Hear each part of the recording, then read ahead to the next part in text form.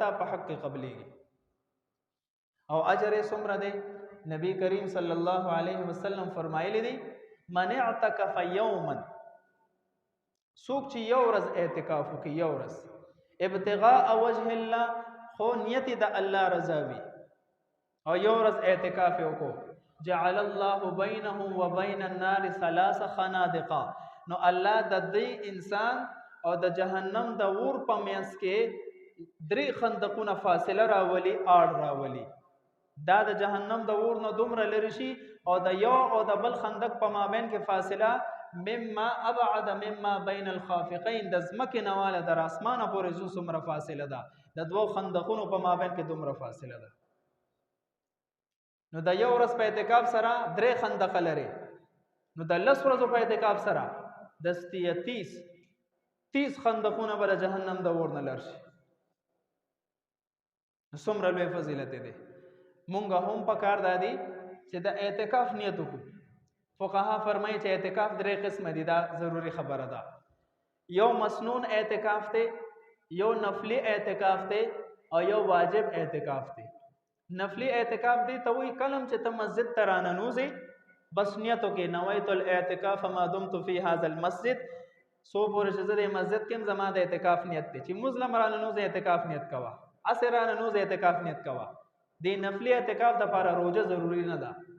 نو چې څومره ته مسجد کې یې غنټه 2 غنټه 10 منټه 15 منټه دا وستا په اعتکاف کې لیکل کېږي.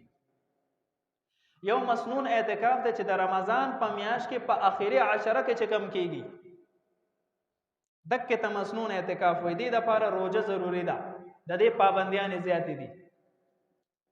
او یو واجب اعتکاف ته یو انسان وای چې زه د خیر سره لسم کې پاس شمه، نو زه به 10 ورځې اعتکاف کوم، یا زما دا فلانې کار وشي نو زه به 15 ورځې اعتکاف کوم.